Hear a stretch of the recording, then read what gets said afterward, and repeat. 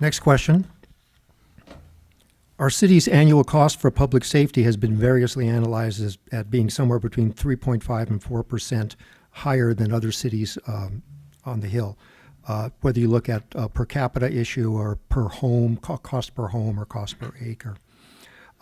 We've just signed an MOU that gives our police an annual raise in excess of our revenue projections. Do you believe that this is an issue? And if so, how would you manage cost escalation within our police department going forward? Michael, we'll start with you if you want to take a crack at that. I just didn't understand. I was actually at the last city council meeting because I was there for a development issue. And I heard this going on. First of all, it was barely off the consent agenda, but that's another issue. Secondarily, I didn't understand why we were facing a 4% increase to the police that absolutely deserved compensation. But why does it all, every time we make a change, why does it have to be pensionable? Why can't we give bonuses in order to acknowledge and say thank you? Why can't we create the equivalent of a 401k, which in government is a 457 plan, to allow people to put money away for their futures without strapping our city with never-ending debt and then depending on Gavin Newsom to attempt to repair the problem, which is funny in and of itself. So we just have to change our methods. We have to change the way that we are fundamentally accounting and handling our city. Otherwise, the runaway pension train is going to go through the roof. Thank you. Betty Lynn? The police department, due to the failure of Measure D, they picked up 4% of their pension liabilities. They didn't ask for anything in return. And for us to keep our service level as it is and worry about competing with the other agencies that are around us, you know, El Segundo's offering 25% signing bonuses, Torrance is doing very similar things, Ingle was doing very similar things. How do we keep our people that are qualified, that have been here for years, dedicated their services to our city, how do we keep them? How do we motivate them to stay? And I understand that there's a pension cost to this, I do.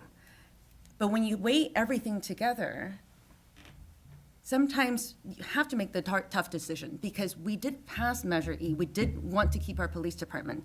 So we have to try to keep our best people. And I do agree with maybe there's a different way of doing pension or a different way of a retirement account, but that in itself also has to be competitive. So the council considers this all the time. Every time we have an MOU for any labor negotiations, we consider that. But we want to keep good people so we can keep the best service. Thank you very much. David? I think the issue with the police department is, again, going back to look at the way in which we do business and are there other ways that we might be able to achieve the same service levels in an alternative fashion.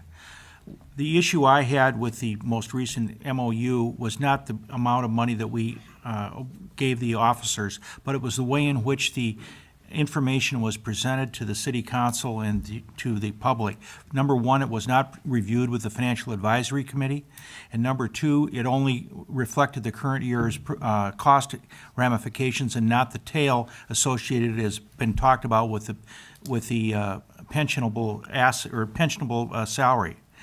I do think there are alternative ways that we can look at bonuses and other types of incentives for our officers, but yet we need to maintain the competitive environment and our level of service that we all desire. Thank you. Kevin? I agree with Dave. I was disappointed with the report that it didn't extrapolate out the cost for 5, 10, 15 years, whatever it is. I mean, it's just information that everybody needs to understand and just for transparency. And I like Michael's idea of you want to compensate the officers, but maybe there are different methods to compensate them outside the pension system. So that's all. I made a bunch of little notes to myself here, so I don't know if they're organized very well. You know, I guess I feel that, you know, as a person working in corporate America, you know, a little bit of a reality check here. You know, when I first came in, I think we used to pay the city's portion. Think of the retirement as like Social Security, right? I mean, you pay in 7.5%, your employer pays in 7.5%. But for a long time, when CalPERS was doing well, you know, the city paid their portion and they paid the employee portion. Then times weren't as good. So then we asked the employees to pay their share. Well, when I came in as treasurer a couple of years ago and I looked, we asked them to pay 2% more and then gave them a 2% raise. And I thought, oh, you know, in corporate America, that's not how that really works. So I think it's a great place to work. We want to retain good employees, but we really haven't, you know, they don't leave off. I think there's just a reality check. And I think, like the rest of us in corporate America, that an employee, I mean, I can't think the last time I had a 4% raise. Not in, you know, I mean, I get nice bonuses, but I don't know, 2% raise is pretty good in this world. So I don't know. I think there's a little reality check even for our officers. Thank you. Jennifer? Our officers over the past 5 years have had a total of a 4.5% increase before this recent 4% increase.